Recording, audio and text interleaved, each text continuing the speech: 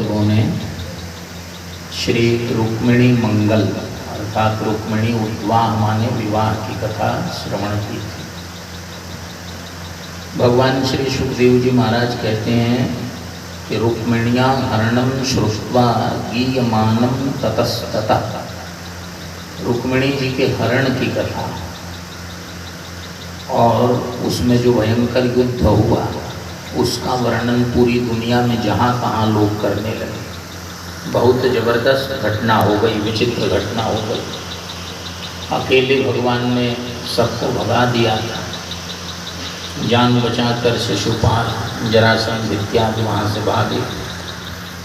राजानो राजकन्याश्च बभूवुर्भृश विस्मिता, राजान जितने राजा लोग हैं, बड़ा आश्चर्य है कि अकेले इतनी सेनाओं को, इतने बड़े बड़े दुर्धर्ष वीरों को कैसे भगवान ने हरा दिया। और राजकन्याएं भी बहुत विस्मित हैं, विस्मित माने आश्चर्यचकित हैं। रुक्मिणी जी ने भगवान को प्राप्त कर लिया है। द्वारका में अब भगवान द्वारकाधीश के रूप में विराजमान हैं। राजा तो महाराज उग्रसेन हैं, लेकिन ये तो ईश्वर हैं। तमीश्वराणाम परमम महेश्वरम, भगवान वेद जिस ईश्वर तत्व का निर्देश करते हैं वो यही है।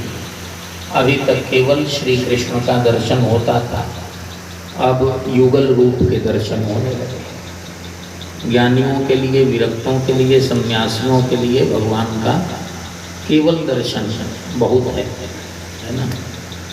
लेकिन जो सदगृहस्थ हैं उनके लिए भगवान का युगल रूप है। युगल रूप मंगल प्रदायक है।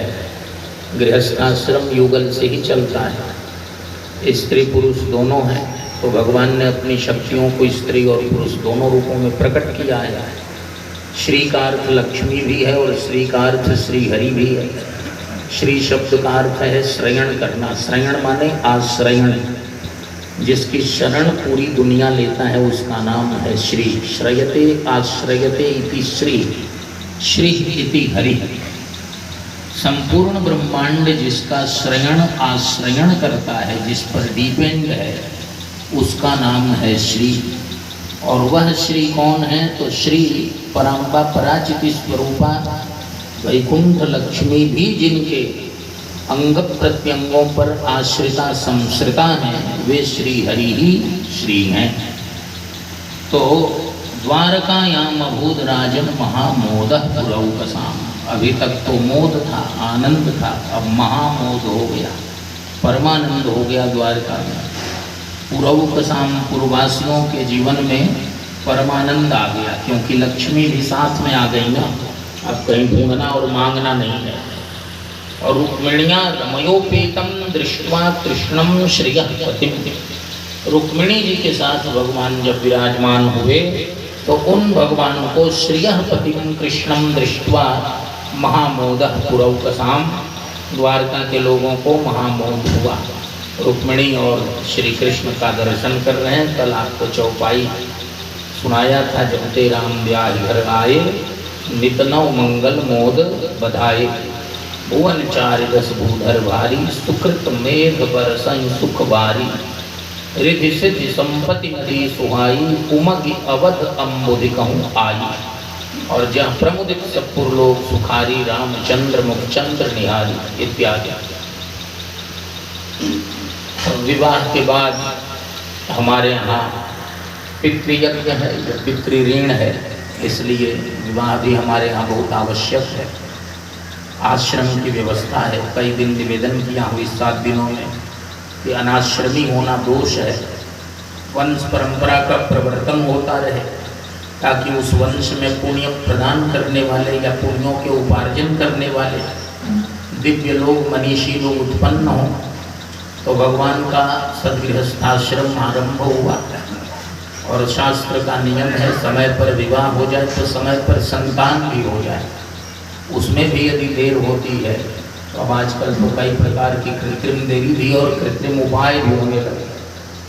अब एक सज्जन ने मुझसे पूछा, इसको मछली काट दीजिए, नहीं तो कहीं चला जाएगा।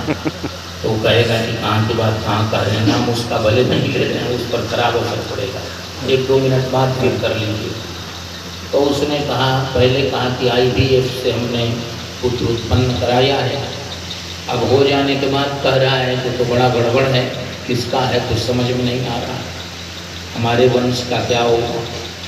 तो कृत्रिम देवी से ज़्यादा दिमाग लगाने से बाद में दिमाग ही लगता है और दिमाग लगने लगता है। इसलिए समय पर वंश परंपरा बढ़नी चाहिए। जिसका आज की पीढ़ी को ज्ञान नहीं है, शिक्षा और जीविका ने, उसकी दुर्व्यवस्था ने ऐसा कर दिया कि सब गड़बड़ हो रहा है। तो भगवान सुखदेव कहते हैं कि विवाह के जस्ट बाद 1 साल का समय, कामस्तु वासुदेवांशो दत्तः प्राग रुद्र मंजुना। हमारे आपके द्वारा कौन से लोग यहाँ आना चाहते हैं, इसका भी विज्ञान हमको तो नहीं है। हमको बहुत लोग इच्छुक भी होते हैं कि संतान हो, तो वो चाहते हैं कि हमारा बेटा हो जाए, बेटी हो जाए। उनकी नज़र तो इतनी ही दूर तक है। लेकिन स्वर्ग में किन किन लोगों का पुण्य क्षीण हुआ है जिन्हें मर्त्य लोक में आना है, और स्वर्ग से आए हुए लोग कतार में खड़े हैं, हमने रास्ते बंद कर रखे हैं, तो फिर नरक वाले आ जाएंगे, है ना। तो कामदेव एक देवता है, प्रधान देवता है। कल काम विजय की लीला आपको संक्षेप में सुनाई थी। वे कामदेव ऐसे हैं कि दत्तः प्राण रुद्र मंजुना, भगवान शिव के क्रोध से पहले वे दग्ध हो चुके हैं। बैठ जाइए, यहाँ आइए। दग्धः प्राग रुद्र मंजुना, भगवान शिव के क्रोध से जल गए हैं कामदेव। क्यों जल गए?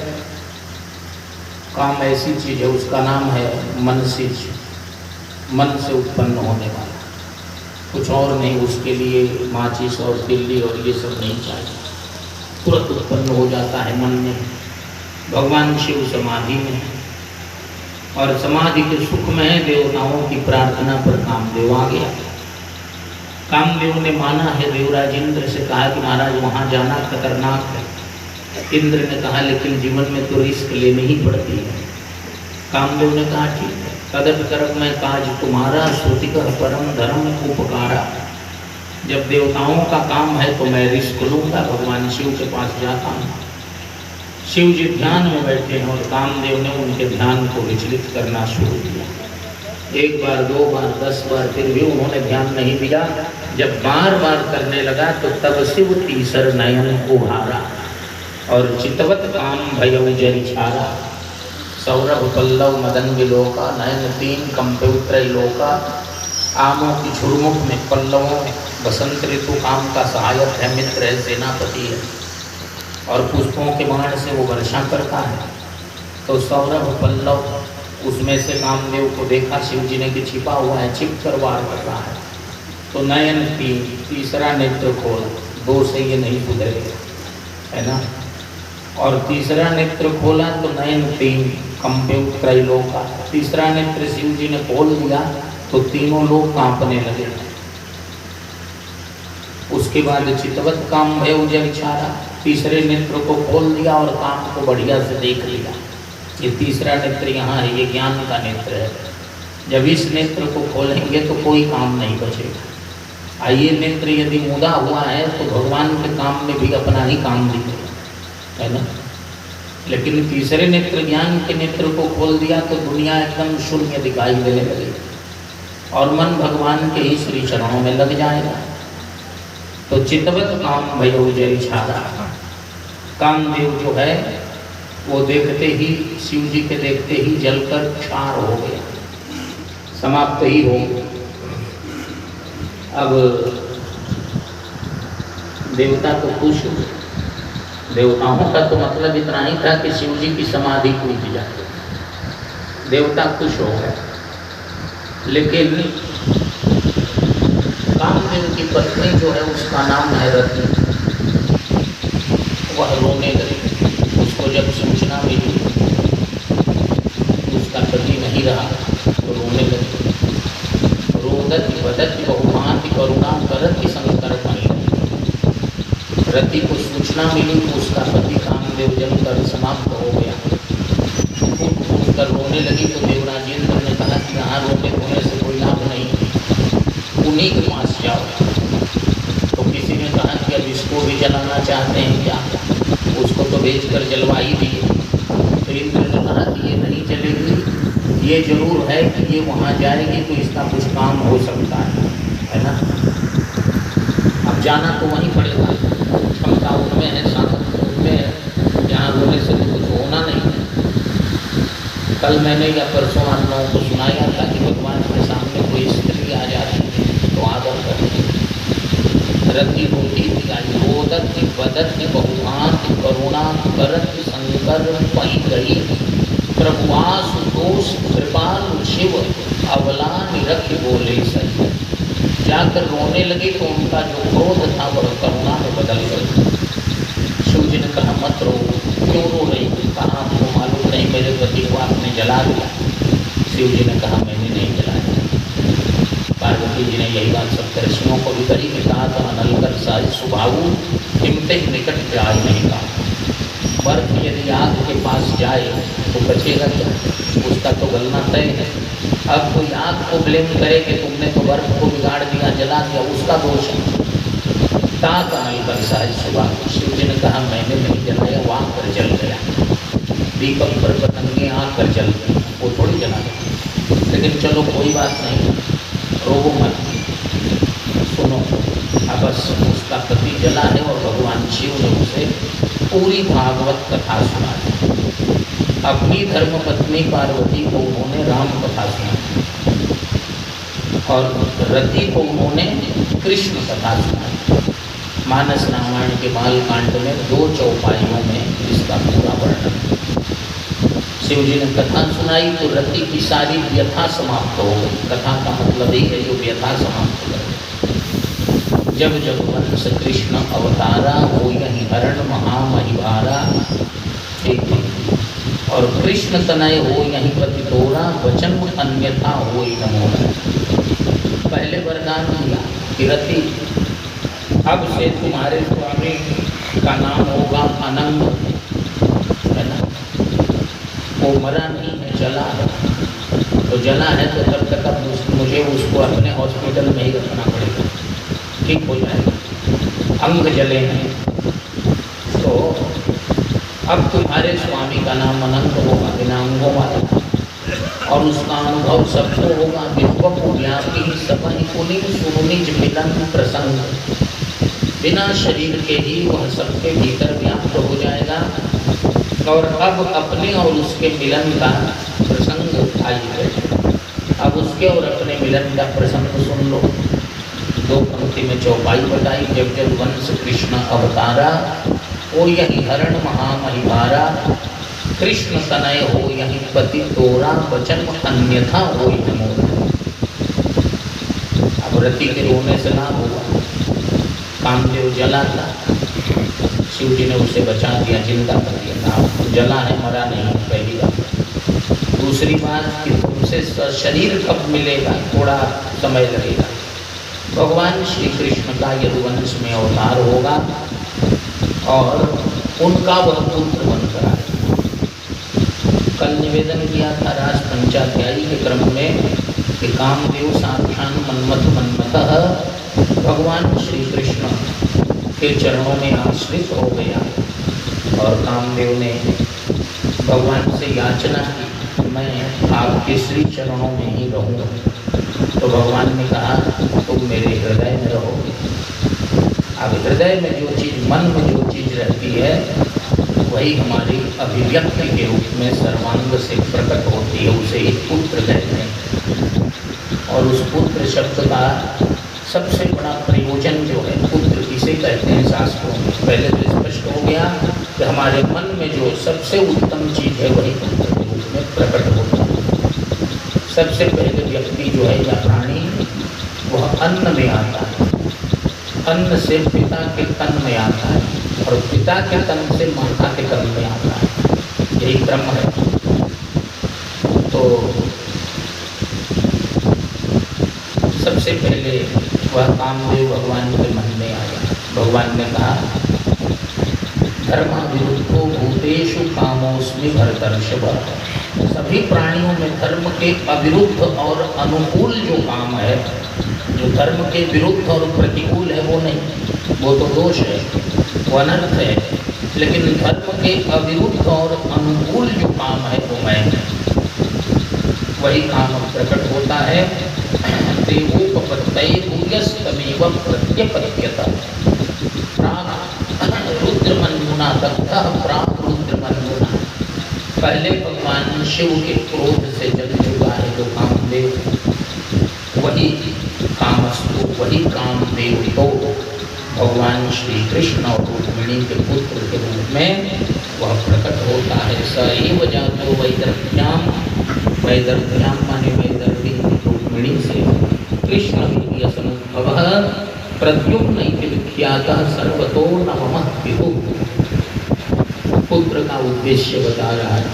तू शब्द एक नरक का, एक विशिष्ट नरक है जिसमें यदि हमारे वंश के लोग कामयाब नहीं हुए तो पितर उसमें गिर जाते हैं।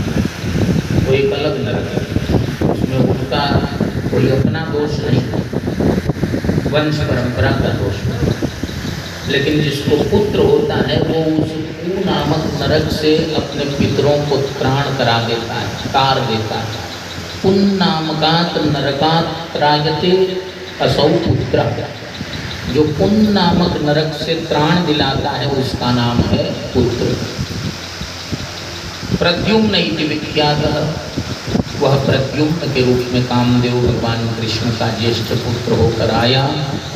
सर्वतो नवमः पितुः, सब प्रकार से वह अपने पिता का ही नया रूप दिखाई देता है। लोग देखते हैं तो सोचते हैं कि अरे ये तो अभिनव कृष्ण है, ये नया कृष्ण है। पिता जो है वो पुत्र के रूप में प्रकट होता है। इसी से पिता को पुत्र के रूप में जन्म देने के कारण पत्नी का एक नाम है जाया। जब वह अपने पति को ही पुत्र के रूप में दोबारा जन्म देती है तो उसका नाम हो जाता है जाया। रति जो है उसको शिव जी ने कथा सुनाई है और कह दिया है कि इसी प्रकार से वो मिलेगा, प्रतीक्षा कर रही है। नारद जी आदि महापुरुषों का सत्संग करती हैं। उन लोगों ने बता दिया है कि देखो शंबरासुर की रसोई में तुम्हारा पति मिलेगा। जन्म तो होगा भगवान कृष्ण के घर में, लेकिन एक भयंकर राक्षस उस समय हो जाएगा, उसका नाम है शंबरासुर। देवासुर संग्राम हमेशा चलते हैं। यदि असुर उपद्रवी अराजक तत्व न हो तो हम सब निष्क्रिय हो जाएंगे, इसलिए वो चलना पड़ता है, द्वंद्व चलता रहता है।